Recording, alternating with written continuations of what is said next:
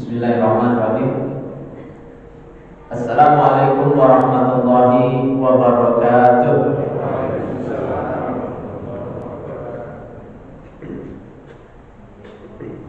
Alhamdulillahirabbil alamin.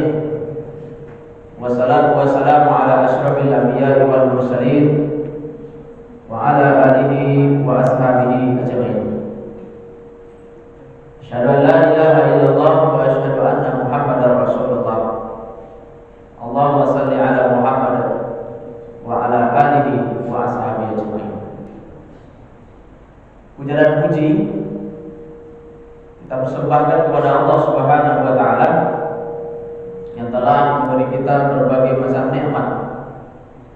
Di antaranya nikmat sehat, nikmat sempat dan nikmat semangat. Hingga pagi ini kita bisa mengikuti ta'lim ini. Salawat dan salam kita sampaikan kepada junjungan alam Nabi besar Muhammad sallallahu alaihi wasallam, teladan dan idola bagi kita dalam hidup ini. Bapak Ibu yang dimuliakan Allah, tema kajian kita pagi ini kiat menjadikan masjid jalan ke surga. Kiat menjadikan masjid jalan ke surga. Masjid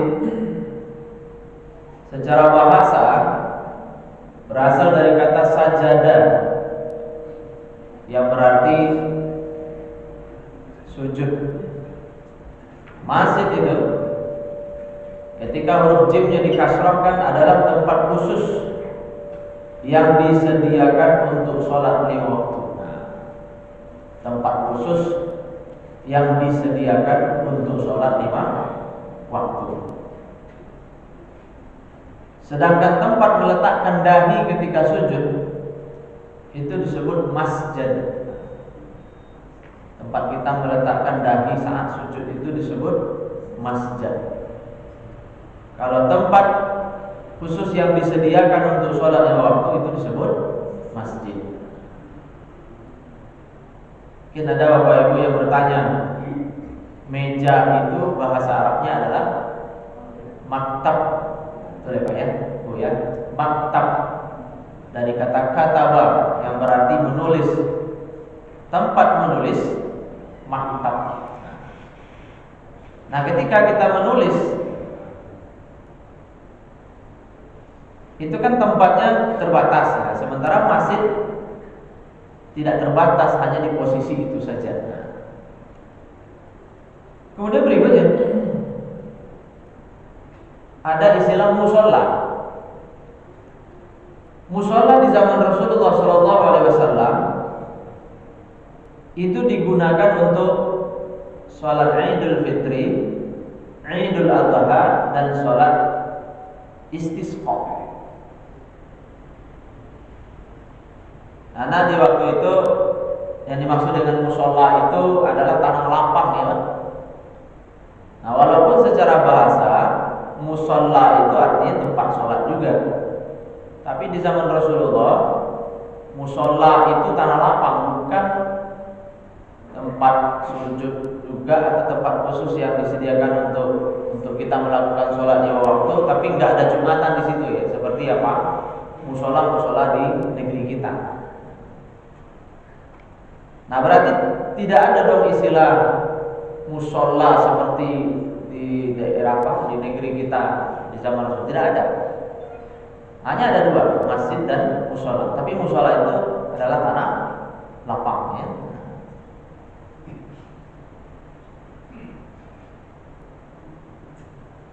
Ada istilah menarik Bapak Ibu yang pernah saya dapatkan ketika mengkaji tentang masjid ini. Masjid adalah properti langit yang ada di bumi, berlaku hukum khusus. Apa maksudnya itu properti langit yang ada di bumi? Ibarat kantor kedutaan. Yang berlaku di kantor kedutaan itu adalah hukum negara asalnya,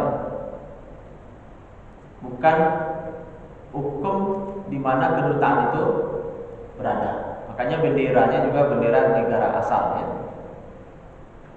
Nah, masjid juga seperti itu. Hukum-hukum khusus berlaku di tempat yang diberi nama masjid. Ketika kita masuk masjid, kita awali dengan doa, Allahumma aftah li abwaaba rahmatik. Ya Allah, bukakanlah pintu-pintu rahmat. Ketika keluar juga baca doa, Allahumma inni as'aluka min fadlik. Ya Allah, aku mohon karuniamu.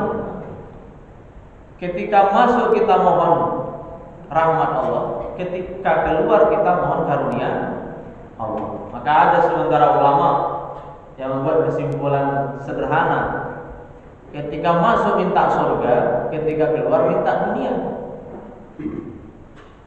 Ketika masuk masjid kita minta surga, ketika kita keluar masjid kita minta dunia.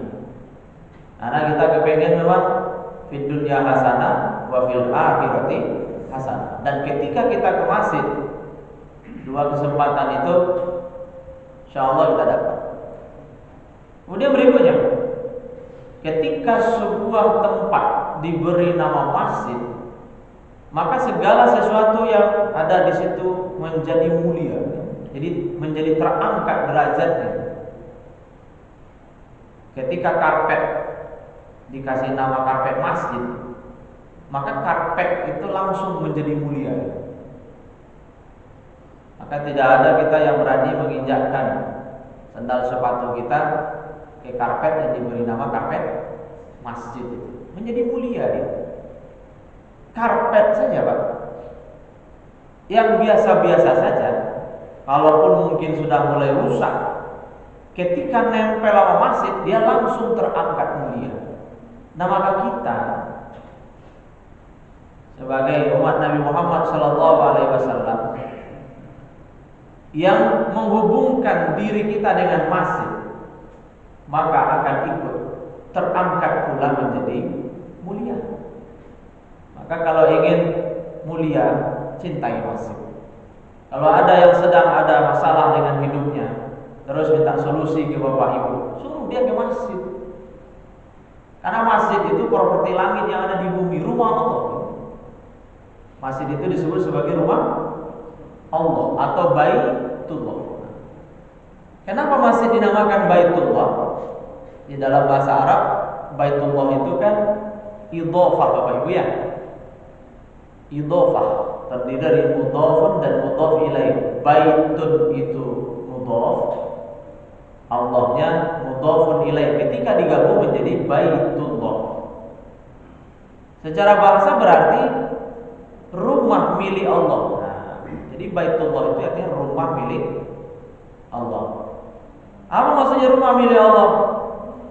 Ketika sebuah tempat diberi nama masjid, ya, yang dibangun dengan harta wakaf, maka masjid itu menjadi milik Allah.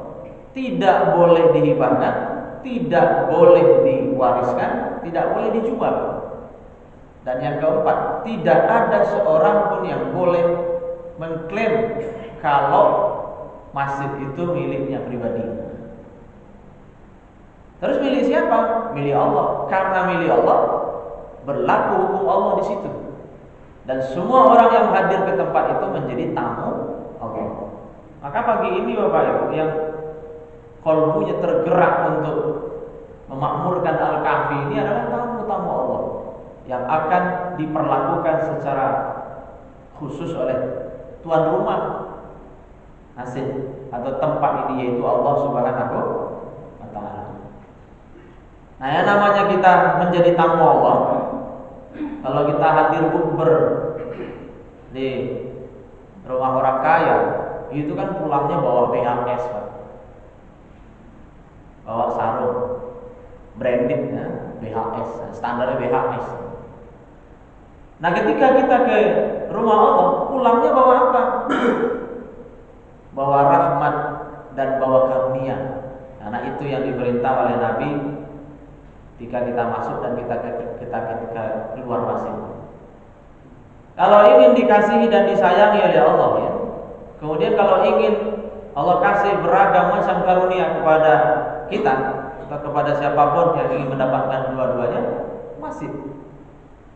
Nah, maka sekali lagi Bapak Ibu, kalau ada di antara kita dan orang-orang dekat kita yang lagi ada masalah dengan hidupnya, silakan ke masjid, curhat di situ, tumpahkan keluh kesahnya di situ, lalu minta jalan keluar kepada Allah di situ. Kemudian berikutnya, masih di zaman Rasulullah selain sebagai tempat sholat berjamaah, juga sebagai pusat pendidikan, ya, pengajaran dan pengembangan ilmu, baitul ilmi, ya. Baitul ilmi, rumah ilmu, tempat orang menambah pengetahuan dan wawasan, ya, baik tentang duniawinya maupun tentang ukhrawinya, ya, tentang urusan dunianya dan tentang urusan akhiratnya. Makanya baginda Nabi SAW mendidik sahabat itu ya di masjid, karena di era itu tentu belum ada sekolah, ya, belum ada sekolah atau madrasah klasikal seperti hari ini yang berjenjang begitu, ya. Nah, pesantren-pesantren salaf itu banyak mengadopsi model pembelajaran ala Rasulullah, ya Pak. Karena tidak ada perbedaan spesifik, ya, antara yang tua sama yang muda. Semuanya digabung, ya, belajar bersama dengan Rasulullah SAW. Nah, kemudian berikutnya sebagai pusat peribadatan, baitul ibadah, ya. Masjid bukan hanya tempat sholat, tapi juga tempat ibadah-ibadah yang lainnya. Nah, salah satu ibadah yang penting juga adalah silah itu, Pak. Makanya ada yang menarik di pemahaman tentang solihin, ya, solihin. Rabbi habli minas solihin. Ya Allah, kasih aku anak yang soleh. Di antara indikator soleh itu orang yang solahnya baik dan silahnya baik. Nah, itu ada di masjid. Karena kalau kita ke masjid, yakin deh Bapak Ibu, sholat kita jauh lebih baik daripada sholat sendiri di rumah. Nah, segala sesuatunya, saya pernah mendata itu.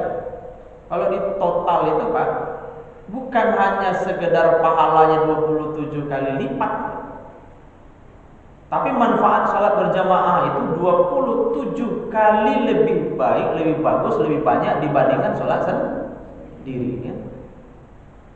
Secara fisik coba, kita lebih wangi. Kalau ke masjid kita kan pakai parfum, ya, pakai deodoran. Lebih rapi, ya Pak, bajunya lebih bagus, rambutnya disisir, pecinya kalau nggak ketemu dicari sampai ketemu, ya. Lebih semangat. Karena ketika kita ke masjid itu ruhnya itu beda, Pak. Kemudian lebih khusyuk. Nah, jadi jelas, ya.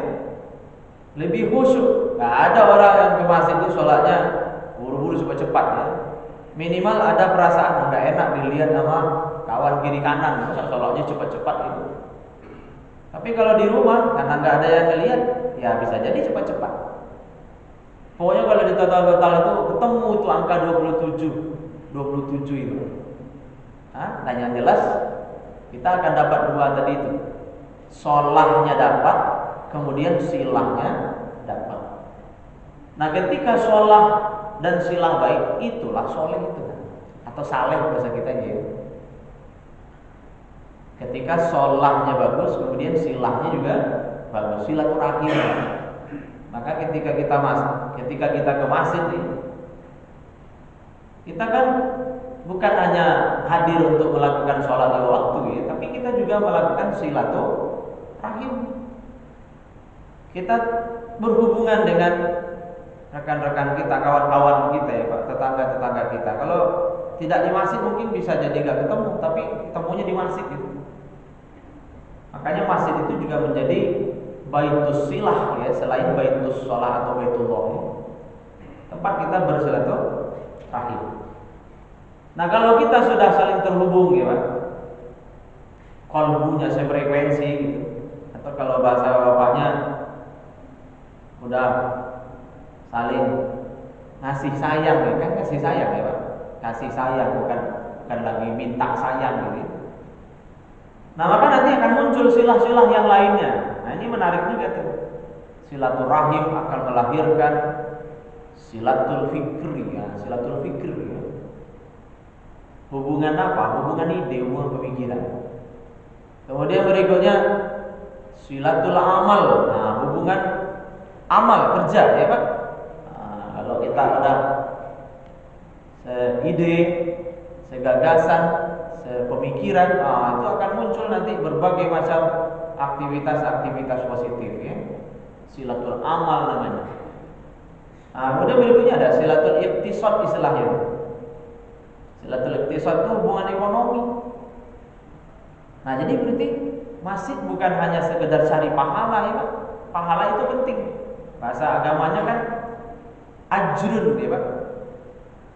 Tapi tidak menutup kemungkinan silah itu juga akan melahirkan ujroh.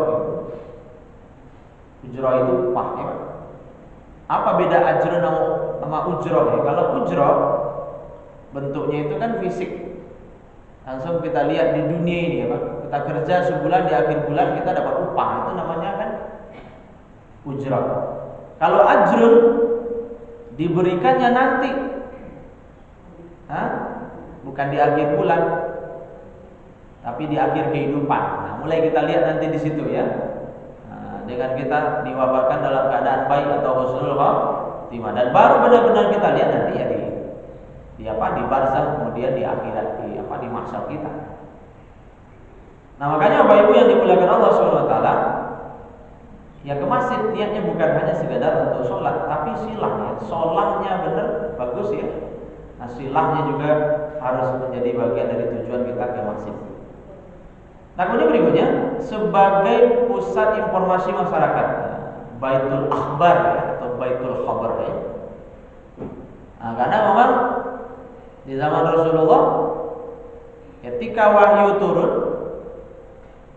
kalau Quran itu nanti disampaikannya oleh Nabi SAW seringnya itu di masjid. Nabi menerima wahyu kemarin atau semalam. Nah itu besok ketika ketemu dengan para sahabat disampaikan oleh Nabi. Karena Quran itu kan mutawatir Bapak Ibu ya. Mutawatir itu periwayatannya dari generasi ke generasi, dari level ke level itu banyak ya. Jadi yang meriwayatkan itu banyak orang ya. Nah, jadi Nabi kalau menerima wahyu tidak menceritakannya ke satu orang, misalnya ke Aisyah saja enggak, tapi disampaikan kepada orang banyak. Itulah bedanya Al-Quran dan Al-Hadis. Kalau hadis bisa jadi Nabi hanya menceritakannya kepada satu orang sahabat, tapi kalau Quran selalu disampaikan oleh Nabi setelah menerima wahyu itu kepada orang banyak. Nah makanya riwayatnya disebut dengan mutawatir itu ya. Nah orang banyak mustahil berbohong ya. Makanya tidak ada istilah ayat dhaif ya Pak, apalagi ayat palsu itu. Yang ada hanya ya ayat Al-Quran saja ya, karena di semuanya ayat Quran itu diriwayatkan secara mutawatir. Nah kemudian berikutnya Baitud Duyuf, tempat menerima tamu-tamu negara. Kalau kita ditanya Nabi Muhammad SAW punya istana apa enggak gitu ya? Punya. Nama istananya adalah masjid. Jadi masjid itu sekaligus menjadi istana bagi Nabi Muhammad SAW. Tapi istana ini bukan sekedar istana negara, tapi istana rakyat, Pak. Karena semua orang bisa mengakses istana ini. Open house-nya 24 jam sehari semalam. Jadi enggak di waktu khusus saja ya. Siapapun boleh menemui Rasulullah, tapi menemui Rasulullahnya di waktu sholat. Artinya ketika waktu sholat tiba, orang bisa menemui Rasulullah. Kalau mau sholat di belakang Nabi bisa apa enggak? Bisa. Ya Nabi kita ini adalah Nabi yang friendly kalau bahasa anak muda sekarang ini. Nabi kita ini orangnya gaul, bersahabat. Nah, kalau ada tamu-tamu negara, Nabi menyambutnya di masjid yang bernama Masjid Nabawi itu. Kemudian berikutnya tempat bermusyawarah, Baitul Musyawarah atau Baitul Syura ya. Tempat Nabi melakukan berbagai macam jenis musyawarah. Nah, dari situlah kemudian ada riwayat yang disampaikan oleh sahabat Abu Hurairah ya. Ma ra'aitu aksara masyuratan li ashabihi min Rasulillah sallallahu alaihi wasallam. Aku tidak melihat orang yang lebih sering bermusyawarah dengan sahabatnya itu melebihi Rasulullah sallallahu alaihi wasallam. Jadi kata sahabat Abu Hurairah di dalam riwayat ini, orang yang paling sering bermusyawarah itu adalah Rasulullah.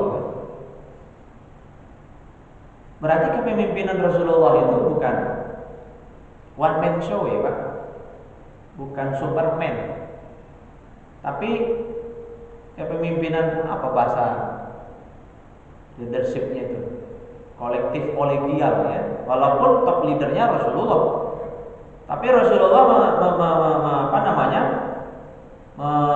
menjalankan kepemimpinan itu dengan melibatkan semua sahabat gitu, sehingga semua orang merasa keputusan itu bagian dari dirinya. Makanya semangatnya jadi sama Pak. Nah ini kan keren ya Pak. Perlu kita kita teladani lah dalam hidup berkeluarga, kemudian ya bersosial. Jangan mengambil kebijakan tanpa melalui musyawarah. Karena Nabi kita mencontohkan ternyata begitu. Padahal kan Nabi itu sangat mungkin untuk otoriter. Tinggal bilang ini wahyu. Tapi Nabi tidak selalu melakukan itu. Nah, bahkan sampai tadi Abu Hurairah menyebut Nabi itu paling senang bermusyawarah. Nah, hikmahnya bagi kita dalam kehidupan berkeluarga Bapak Ibu, libatkan anggota keluarga kita dalam keputusan-keputusan yang diambil ya. Mau jalan-jalan, mau pulang kampung ya, mau beli baju lebaran ya, libatkan. Mau warna apa, mau beli di mana ya. Simpel sederhana, bisa diputusin sendiri. Atau Bapak Ibu sebagai orang tua bisa mutusin sendiri. Tapi ketika melibatkan anak itu akan menjadi sesuatu yang istimewa ya. Karena Nabi senang bermusyawarah.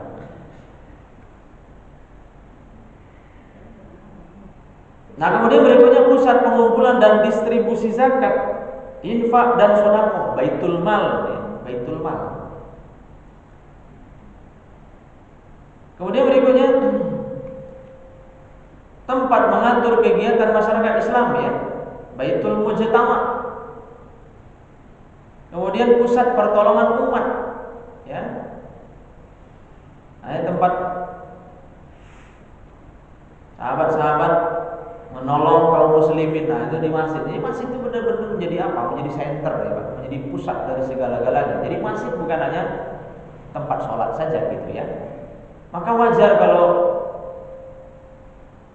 umat di zaman Rasulullah itu keren-keren ya Pak. Karena semuanya terhubung dengan masjid. Semuanya terhubung dengan Allah melalui wasilah masjid itu. Maka ketika umat jauh dari masjid, maka kemunduran pasti akan terjadi ya? Karena umat sudah mulai berseri-seri, terpecah belah, tidak lagi mendapatkan info dari pusatnya ya Pak. Nah kita tentu sebagai umat yang alhamdulillah ya, rumah-rumah kita dekat dengan masjid, kita ingin menjadi umat yang keren ya Pak, supaya bisa menginspirasi komplek-komplek lain ya. Nah, karena pilihannya cuma dua saja. Kalau nggak jadi keren, nah, hilang N-nya tuh. Keren hilang N-nya jadi kere. Jadi umat kere ya Pak.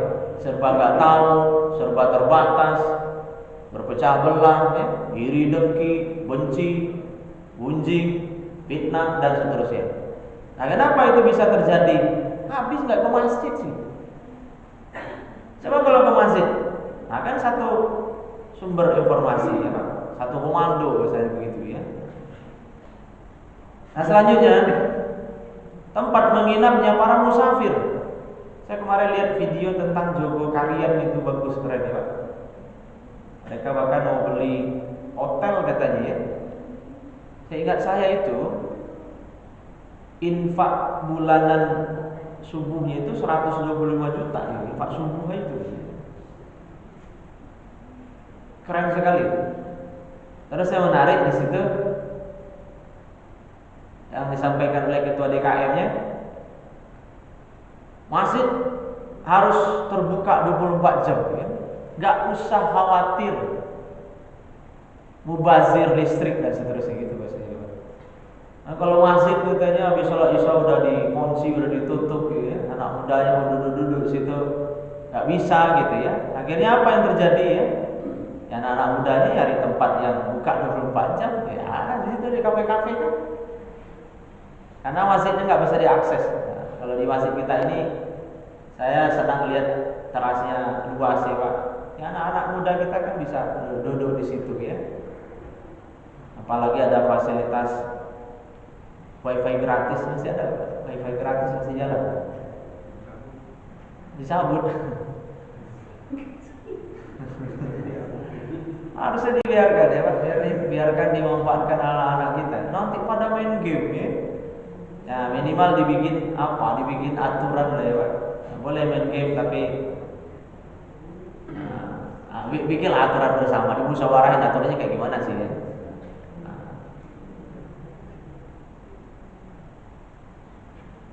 Kemudian berikutnya berfungsi juga ternyata sebagai rumah sakit di saat kritis ya. Oh berarti fungsinya banyak banget ya masjid di zaman Rasulullah SAW ya. Kemudian tempat menyelesaikan sengketa. Nah, berarti jadi peradilan juga ya. Iya. Wajar kalau Masjid Nabawi itu makmur sekali ya. Karena memang menjadi pusat dari segala aktivitas sosial kemasyarakatan ya. Nah, berikutnya kita ingin melihat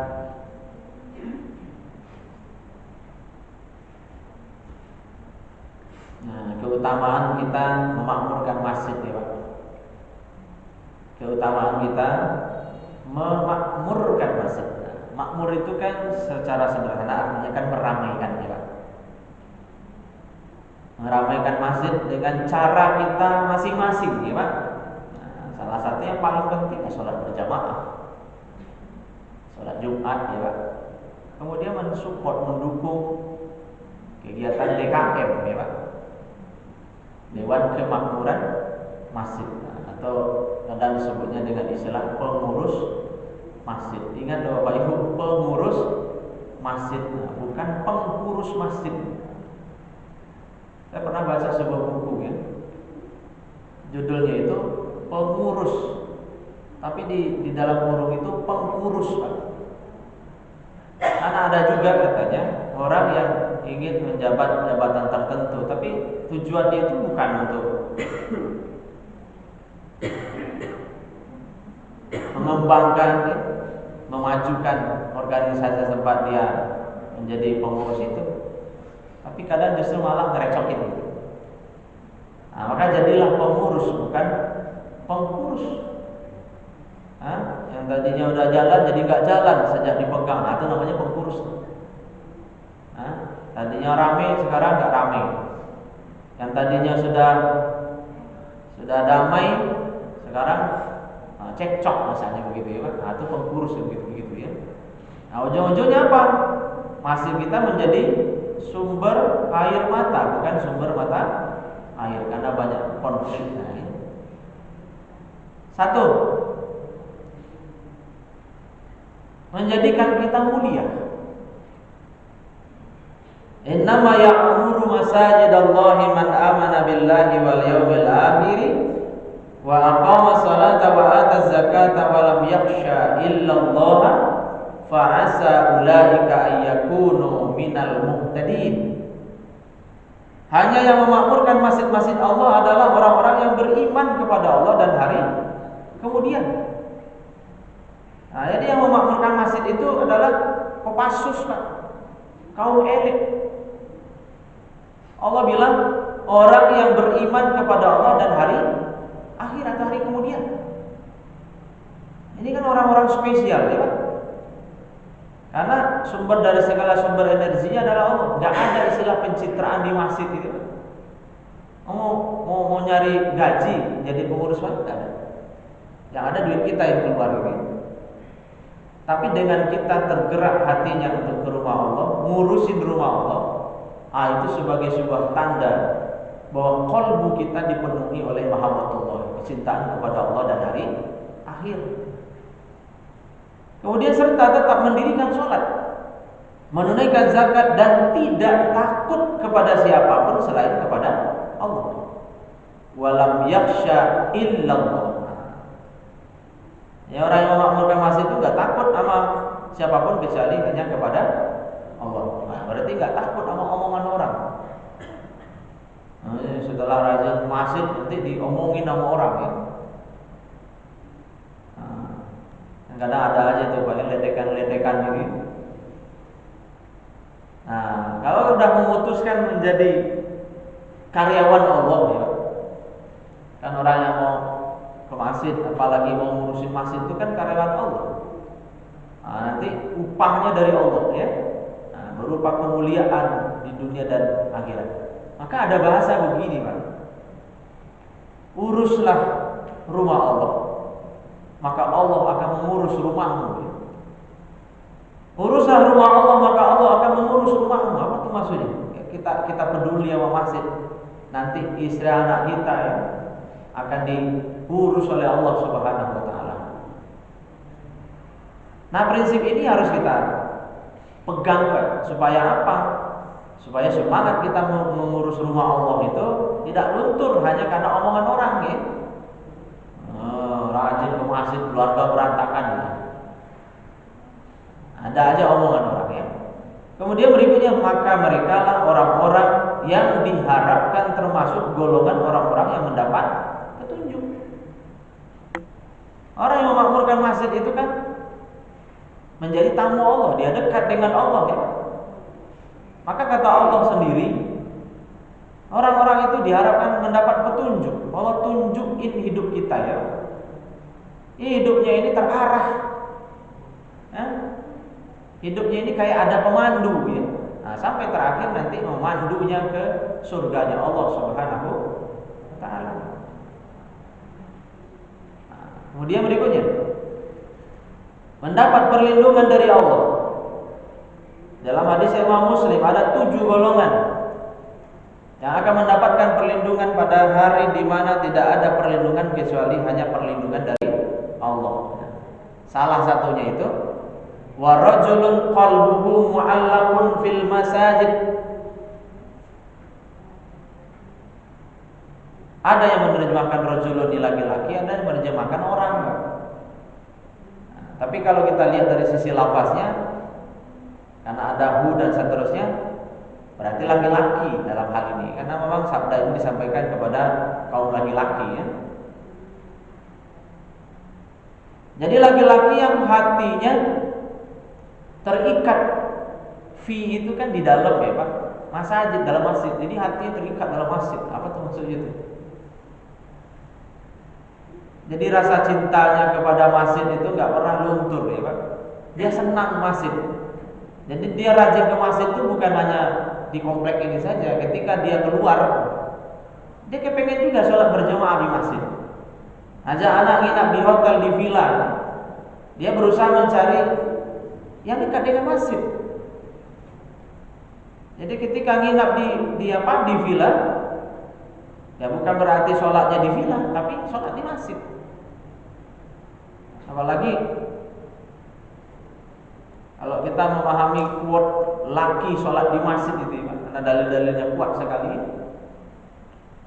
Ya, maka Nabi pernah hendak membakar ya, rumah sahabat yang nggak sholat ke masjid itu juga. Saking pentingnya sholat berjamaah. Nah ini sekarang mau refreshing, malah mencari tempat yang nggak kedengaran azan. Pengen tempat yang benar-benar sepi sunyi gitu. Kalau perlu yang kedengaran cuma suara jangkrik gitu. Kalau begitu Ada yang salah itu dengan qalbunya. Harusnya cari tempat yang dekat dengan masjid. Jadi yang membuat kita bahagia itu kan harusnya syiar-syiar Allah, ya kan? Syiar-syiar Allah. Salah satu syiar Allah itu ya lafaz azan. Banyak sekali orang yang masuk Islam karena wasilah lafaz azan itu. Salah satu yang pernah saya wawancarai namanya Ustadz Kasja, orang Badui, Pak. Saya wawancara beliau, Ustadz, kenapa antum akhirnya sampai masuk Islam, ya? Awalnya itu kata dia dengar azan, saya sampai ketika keluar dari Badui dalam itu. Azan saya sampai, ini suara apa ini? Tapi akhirnya lama kelamaan jadi sering dengar kan. Jadi tahulah katanya, itu suara apaan sih itu? Dikasih tahu itu suara azan, manggil orang sholat.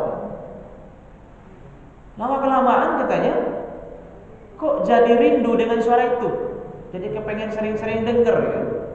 Itulah awal mula hidayatullah itu masuk ke qalbu itu. Dan ujung-ujungnya dia bersyahadat. Dia mengucapkan 2 kalimat syahadat. Kemudian sekarang menjadi ustadz di Badui Kompol, ya. Dibangunkan sekolah di situ, dibangunkan masjid. Dia sekarang membina anak-anak Badui untuk berislam dengan benar. Dia cerita ke saya, itu dulu Pak, kata dia. Awal-awal saya ngajak anak-anak Badui ini ngaji gitu ya. Wah, saya dibawain macam-macam itu sama masyarakat. Saya mau dibunuh gitu. Hanya gara-gara ngajak anak sekolah, ngajak anak-anak ngaji loh. Tapi alhamdulillah lama kelamaan sekarang mereka itu sudah bersahabat ya. Jadi anak-anak Badui sekarang banyak Islamnya yang benar lah kira-kira begitu ya Pak. Nah, karena udah ada masjidnya juga di situ. Bapak suatu saat nanti kalau melakukan touring gitu, coba touring ke Badui itu Pak. Lihat nanti gimana perjuangan kaum muslimin di daerah Badui itu Pak. Kita bisa nangis loh Pak. Artinya itu hidupnya pas-pasan serba terbatas, tapi spiritnya, semangatnya untuk supaya Islam ini tetap tegak dan tersebar di sana itu luar biasa gitu. Luar biasa. Nah, ini di azan. Jadi rajulun qalbuhu mu'allaqun fil masajid, dapat perlindungan dari Allah. Makanya kita harus berusaha untuk istiqomah. Kalau anak-anak kita belum ada ikat ya, belum terikat qalbu di masjid, bantu ngikatinnya Pak. Nah, salat masjid. Abang laki kan? Iya ya, laki salat di masjid. Nah, itu. Tapi bapak juga harus siap-siap nanti digituin sama anaknya. Ya, salat di masjid, laki salat di masjid. Kalau saya sudah digituin sama anak saya, capek banget bang, laki salat di masjid. Ya, karena abang saya ngomong, ya gitu dah. Dan memang harus begitu ya Pak. Nah, kalau anak kita udah berani juga begitu, kita kan keren anaknya. Ya, keren anak itu Pak. Karena abang spirit ayah dan anak di dalam surat Luqman kan memang begitu ya. Wasahibahuma fid dunya ma'rufa. Itu bahasa tadaburnya Pak. Ayahku sahabatku. Jadi wasahibahuma, bersahabatlah dengan mereka berdua ini.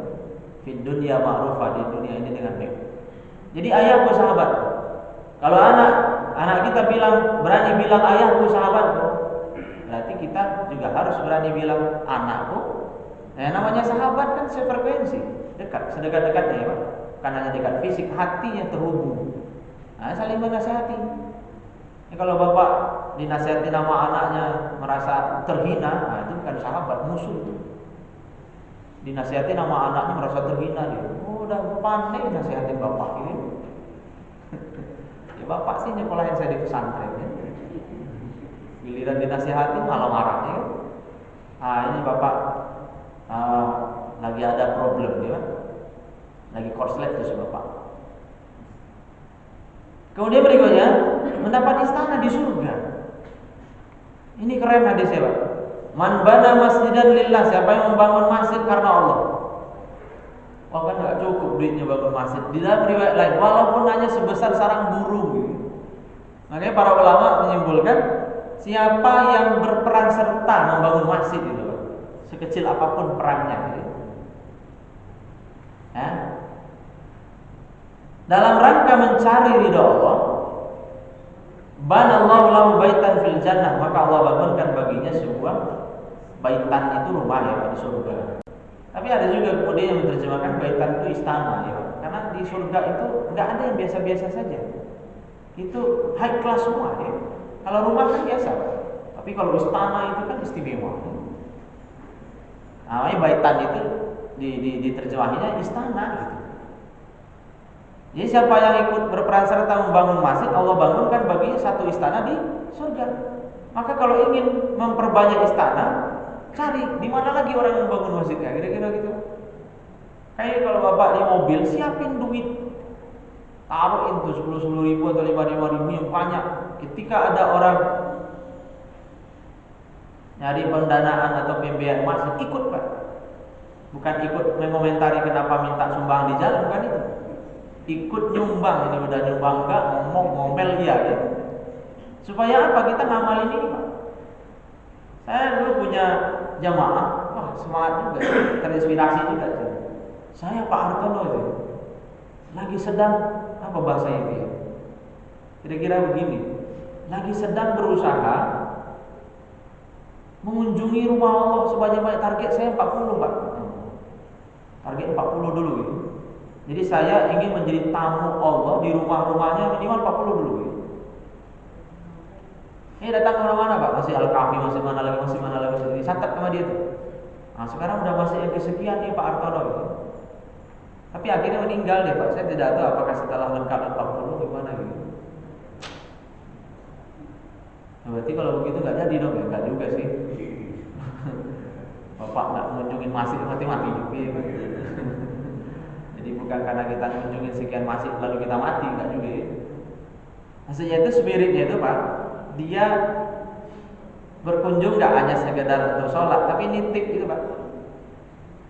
Nitip sesuatu untuk rumah Allah itu kan keren semangat ya Pak ya. Dia menghubungkan dirinya dengan rumah-rumah Allah di bumi ini, di sini gitu ya. Dengan harapan nanti Allah akan menghubunginya ya. Nah, karena semasa hidup dunia dipedulinya.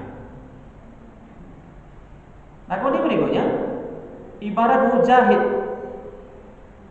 Man dakhala masjidana hadza, siapa yang masuk ke dalam masjid kami ini, liyata'allama khairan, untuk belajar kebaikan, aw liyu'allima, atau mengajarkan kebaikan, kana kal mujahid, dia seperti seorang pejuang, mujahid ya Pak, fi sabilillah, di jalan Allah. Kan keren tuh Pak. Jadi kita datang ke sini ibarat sedang perang ya. Mujahid kan orang yang berjuang di jalan Allah ya. Nah, padahal kita duduk-duduk pakai AC lagi kan. Kurang keren apa coba Pak? Padahal para pahala ikut berperang di jalan Allah itu kan dosa bisa dihapuskan.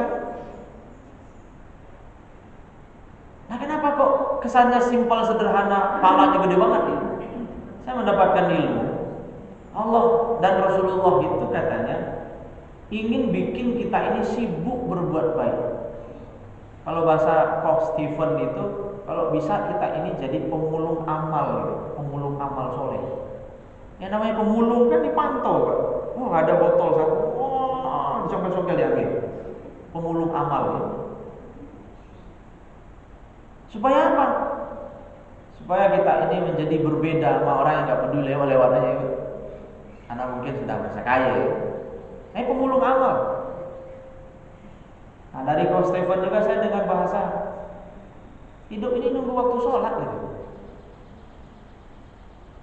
Nah orang yang sudah selesai dengan dirinya juga, sudah selesai juga dengan urusan hartanya. Hidup ini nunggu waktu sholat. Saya dengar juga dari Gus Bahar ya. Selain itu ya sampingan. Hidup ini nunggu waktu sholat ya. Yang lain-lain itu sampingan. Pokoknya itu sholat. Kalau kita kan kadang masih sebaliknya ya. Intinya kita ya kerja itu ya sholat ya. Ya gitu ya. Belum prioritas utama ya. Makanya kita nggak diprioritasin juga oleh Allah kan ya. Tapi bahasanya keren ya Pak. Jadi pemulung amal. Jadi Allah dan Rasul bikin kita sibuk berbuat baik. Coba Pak Ibu perhatiin. Ketika kita habis berwudu, kita disunahkan untuk baca doa. Di hadis Bukhari, di Muslim juga ada ya. Asyhadu an la ilaha illallah wahdahu la syarika wa asyhadu anna Muhammadan abduhu wa rasuluh. Sampai di situ saja kita baca, Pak. Maka kita dipersilakan masuk surga dari 8 pintu surga itu. Pintu surga itu ada 8. Dengan baca doa itu kita boleh masuk surga dari pintu mana aja kita mau. Muncul sebuah pertanyaan, kok sederhana sekali untuk masuk surga itu ya? Karena Rasulullah itu diutus sebagai basyiro, ya, pemberi kabar gembira. Makanya kata para peneliti Quran, ayat-ayat rahmat, ayat-ayat kabar gembira itu lebih banyak daripada ayat-ayat yang menakutkan, nakut-nakuti gitu kan. Maka lihatlah Quran itu secara utuh. Makanya kata Imam As-Suyuti, Quran itu seperti berlian. Berlian itu kita potek di bagian bawahnya, harganya sama, satu, sama-sama mulia, sama-sama berharga. Terus dipandang dari sisi manapun, Quran itu kan indah. Yang ahli kesehatan mentadaburi Quran, dia akan menemukan keajaiban-keajaiban Quran dari sisi medis kesehatan. Nah, orang yang bergerak di bidang hukum akan menemukan juga. Orang yang bergerak di bidang oceanografi akan menemukan juga ya. Ini semua. Quran itu ibarat berlian ya. Nah, maka karena kita ingin mulia ya, maka jadilah orang-orang yang sibuk mengamalkan yang diperintah oleh Rasulullah SAW. Walaupun kesannya sederhana ya, kayak doa habis sholat habis wudu itu kan simpel ya, singkat sekali gitu. Tapi hanya dengan mengamalkan itu kita nanti dipersilakan masuk surga dari 8 pintu mana yang kita mau gitu. Jadi keren. Nanti cek aja hadisnya Pak di internet ya. Keutamaan doa sesudah wudu itu. Baca doa azan coba Pak. Baca doa azan coba. Siapa yang baca doa azan, halat lahu syafaati yaumil qiyamah, kata Nabi kita. Dia berhak nanti dapat syafaatku pada hari kiamat. Nah, kan udah dikasih tahu itu. Kan kita sering dengar penceramah bilang semoga kelak kita mendapatkan syafaat dari Rasulullah Shallallahu Alaihi Wasallam gitu. Gimana cara dapat syafaat? Salah satunya baca doa sesudah azan. Kalau orang serius ingin dapat syafaat nanti dari Rasulullah, cobalah baca doa sesudah azan. Jangan cuek aja dengan azan, kira-kira begitu ya. Katanya mau dapat syafaat, tapi sekedar untuk jawab azan aja merasa lama. Jawab waktu membaca doa sudah azan aja merasa waktunya jadi tersita gitu ya. Nah, berarti serius nggak sih mau dapat syafaat? Kemudian berikutnya, ibarat sholat sepanjang malam. Man shallal isya'a fi jama'atin. Siapa yang sholat isya berjamaah, maka annama qama nisfal lail, seolah ia sholat separuh malam. Wa man shalla subha fi jama'atin, siapa yang sholat subuh berjamaah, maka annama shallal laila kullahu, seolah ia sholat sepanjang malam. Hanya Bapak Ibu, sholat yang paling berat bagi munafik itu adalah sholat isya dan sholat subuh. Sholat yang paling keren pahalanya, keutamaannya, kemuliaan, sholat isya dan sholat subuh berjamaah. Tapi memang godaannya berat ya. Kalau pagi mau berangkat kerja, kalau malam baru pulang kerja, itu bagi yang bekerja ya. Malam capek, pagi capek ya. Tapi ketika kita bisa memaksa diri kita, dapat kemuliaan ini. Terus gimana caranya? Allahumma paksain ya. Kalau saya suka bilang gitu, Allahumma paksain. Ibu bilang ke suami-suami ibu suaminya pada senyum-senyum ibu. Pak, Allahumma paksain gitu. Kencangin dikit Bu. Laki sholat di masjid, nah itu ingat kata-katanya. Papa laki? Laki dong mak. Sholat di masjid. Ibu nggak usah marah-marah bu, gitu aja. Laki sholat di masjid. Papa laki? Laki masjid. Sholat di masjid. Kalau enggak, mama beli itu kena. Kalau enggak, mama beli itu kena. Itu ibu nasihatnya pelan tapi dalam sedalam-dalamnya. Nah, jadi kita aja mau nasihatin ya. Nah, kalau bapak nasihatin ibu, salat, mama mau tiket surga gitu. Mau dong pak, salat. Kalau enggak, papa kasih tiketnya ke yang lain. Karena kata Nabi kita gitu ya pak. Apabila perempuan sholat di waktu itu ya, puasa Ramadan, jaga diri gitu ya, hafizat farjaha. Kemudian yang keempat, taat sama suami kan. Katakan kepada perempuan yang mengamalkan 4 hal ini ya, udkhulil jannata min ayyi abwabal jannati syi'ti. Masuklah kamu ke dalam surga dari pintu mana saja yang kamu mau. Berarti kalau nggak mau sholat berarti kan tiketnya bisa hangus. Daripada hangus kasih ke yang lain. Maksudnya apa tuh ya? Kali yang lain dinasihati mau denger. Entar itu dulu lagi mau kawin lagi. Ma ibu. Jadi tiket surga bagi ibu-ibu itu relatif lebih gampang dibandingin tiket surga bapak-bapak. Tiket surga ibu-ibu itu lebih gampang. Tapi kerennya di sini apa coba? Sholat, puasa, jaga diri dikunci dengan taat sama suami. Sehebat apapun sholatnya, sebagus apapun puasanya, jaga dirinya pakai jilbab, bukan hanya pakai cadar, mata juga ditutupin gitu. Tapi sama suami nggak taat, nah itu tiket bisa hangus juga. Karena terakhir itu taat sama suami. Sama kayak milih jodoh pak. Kan nikahilah perempuan itu karena 4 hal itu ya, cantiknya, kayanya, keturunannya, sama agamanya. Agama ditaruh di belakang. Tapi dalam bahasa umumnya pak, cantik yang pertama, agama yang utama gitu.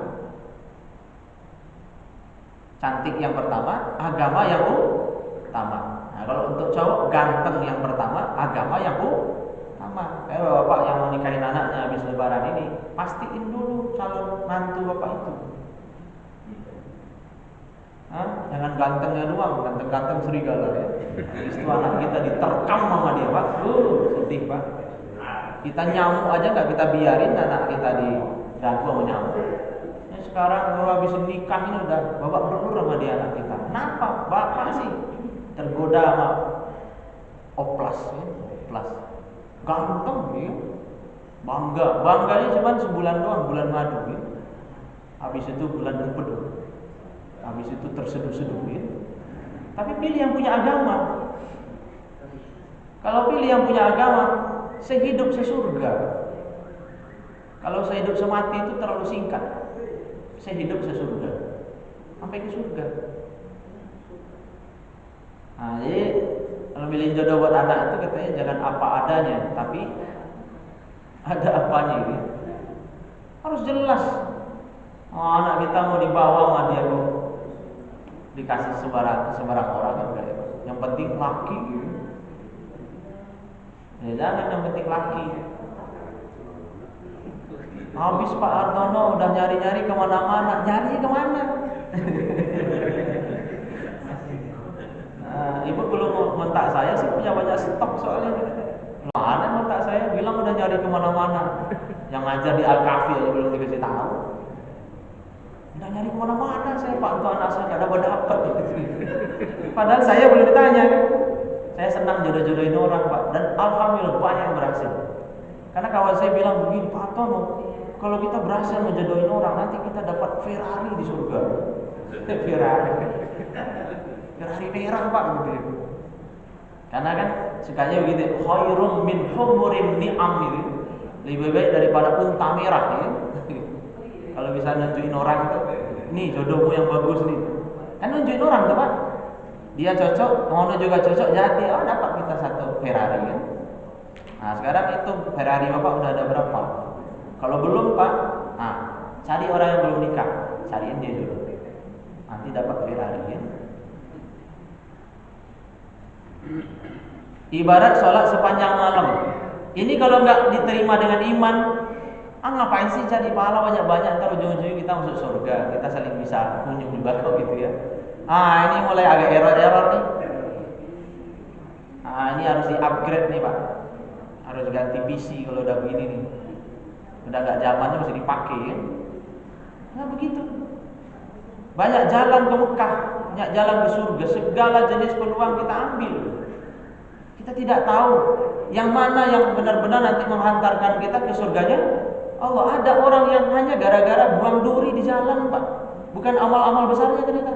Yang Allah senang lihat dia itu, satu saat dia jalan, dia buang sebuah duri di jalan. Itulah yang mendatangkan rahmat Allah untuknya. Jadi jangan remehin amalan gitu. Kita nggak tahu apa sholat kita, apa puasa kita, apa yang mana yang bikin Allah itu. Kalau bahasa sesama manusia, apa yang bikin Allah itu kagum sama kita, salut sama kita itu. Nah, jangan-jangan bukan dari sholat kita Pak. Bapak Partono ngomong begitu. Coba Bapak Ibu pikir, dari sekian banyak sholat yang kita kerjakan, mana yang kita sendiri kagum dengan sholat kita itu, saking kerennya sholat kita gitu. Kadang-kadang kita Allah buat pikiran kita udah kemana-mana dia Pak. Mana sholat kita yang kita yakin betul Allah bangga sama kita karena mempersembahkan yang terbaik terhadapnya, kan kita gak yakin. Nah bisa jadi yang buang duri itu Pak, kita gak ada kepentingan di situ, benar-benar karena Allah ya. Kita gak mengharapkan apa-apa, kita buang aja. Ternyata itu yang bikin Allah merahmati kita. Mendapat pahala yang besar. Sholat di masjid itu pahalanya besar sekali. Mulai dari Masjidil Haram ya Pak, lebih baik daripada 100.000 kali sholat di tempat lainnya. Nanti silakan dihitung 100.000 kali sholat itu berapa tahun itu. Kayaknya umroh itu boleh berkali-kali ya. Walaupun Nabi haji sekali, umroh 4 kali Nabi kita itu. Tapi Bapak Ibu boleh umroh, bukan berarti hanya boleh 4, enggak. Nah, kalau umroh kan boleh berkali-kali ya, kalau ada duitnya. Kalau mau agak murahnya backpacker ya Pak. Tapi modalnya kalau backpacker itu katanya bukan duit tapi berani. Kalau nanti tersesat di jalan, malu bertanya. Tersesat jalan gitu. Kalau sesat di jalan, jalan-jalan aja. Ya, kalau nyasar, nanya lagi mana-mana gitu. Nggak bisa bahasa Arab. Kawan saya bilang begini Pak. Emang antum bisa Ustaz bahasa Jepang? Kunjungan ke Jepang begitu, studi banding. Kelinci aja katanya hidup di Jepang, masa kita manusia gak bisa. Wah keren juga nih bahasanya. Kelinci aja bisa hidup di Jepang, gak bisa ngomong. Masa kita enggak gitu. Jadi Bapak kalau takut backpacker, belajar dulu sama kelinci ya. Berani. Kawan saya beberapa waktu lalu ya backpackeran juga tuh, 19 juta berdua. Kok berdua? Sendiri ya, 19 juta. Seorangnya 19 juta. Istri saya udah nyatat semua itu. Nanti turunnya di sini, naik ini, udah nyatat semua. Ya. Nginapnya nanti di sini. Total biaya lebih kurang 19 juta. Ya. Nah, kalau Bapak mau dilayanin, ya 26 juta ya rata-rata itu ya. Silakan. Karena berani setengah sukses ya. Modalnya berani, bukan hanya duit. 100.000 kali ya Pak. Sholat di masjidku ini kata Nabi lebih baik daripada sholat 1000 kali dibanding di tempat lain. Nah kalau di Masjid Nabawi 1000 kali. Kalau di Masjidil Haram 100.000 kali. Di Al-Kahfi berapa? Gak ada dalilnya. Tapi yakinlah sholat di Al-Kahfi pahalanya juga besar. Karena Al-Kahfi ini kan dibangun mauqufun lillah ya Pak, dengan harta wakaf kan. Nggak ada sponsor utama kan Pak. Karena dia sponsor utama, aturan yang berlaku aturan dia ya. Itu bukan rumah Allah. Rumah Allah itu yang berlaku aturan Allah. Nggak boleh ada yang nempatin bagian sini ya. Nah, itu kapling dia.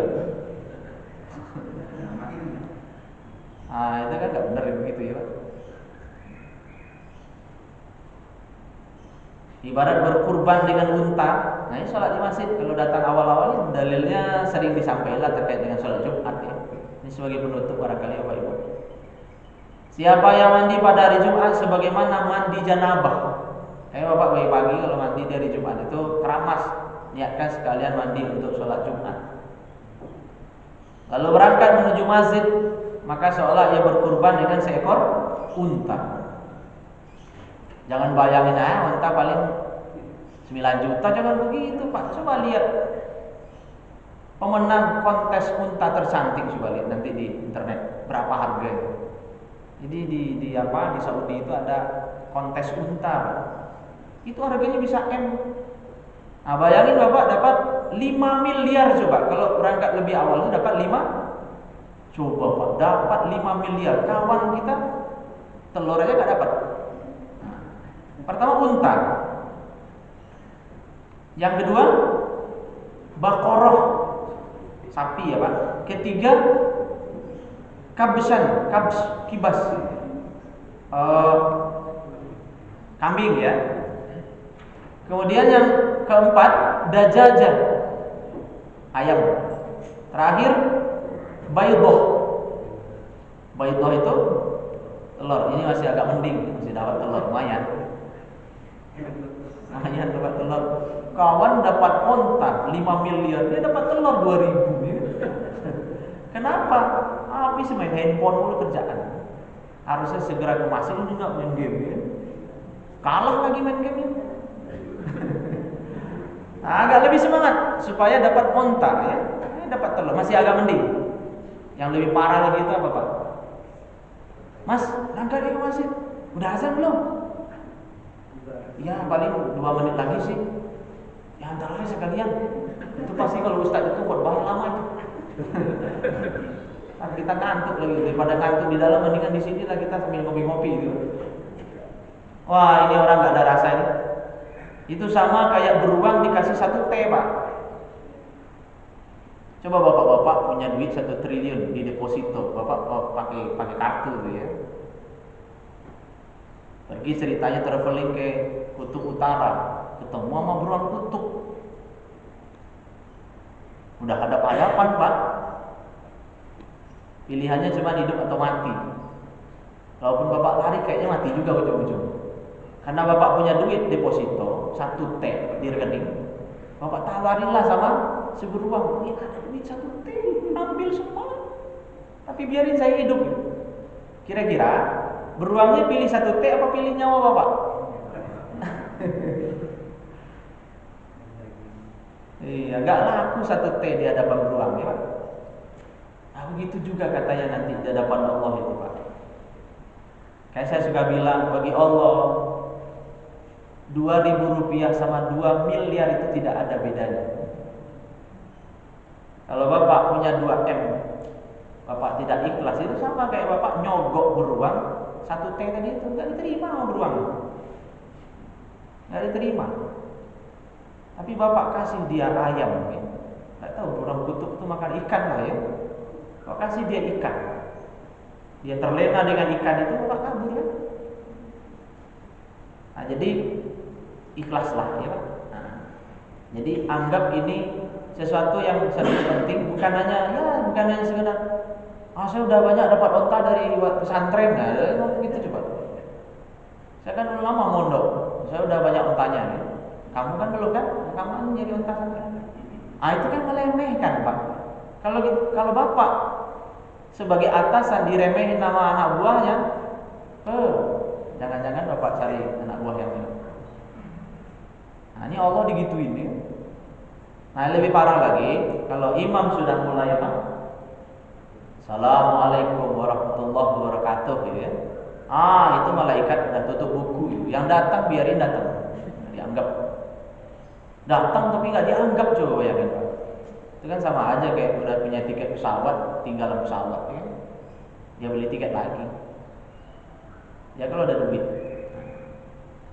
Itu saja barangkali Bapak Ibu beberapa hal bisa kita sampaikan. Semoga Allah penuhi qalbu kita dengan mahabbatullah ya, kecintaan kepada Allah dan kecintaan terhadap hal-hal yang menjadi syiar-syiar Allah di bumi. Salah satunya adalah azan dan masjid ini Pak. masjid itu adalah bagian dari syiar Allah ya. Nah, dengan kita mencintai syiar Allah, Allah cintai juga kita dan keluarga kita ya. Itu saja, terima kasih dan mohon maaf. Wabillahi taufiq wal hidayah. Assalamualaikum warahmatullahi wabarakatuh. Subhanakallahumma wa bihamdika asyhadu an la ilaha illa anta astaghfiruka wa atubu ilaik. Terima kasih dan mohon maaf. Assalamualaikum warahmatullahi wabarakatuh.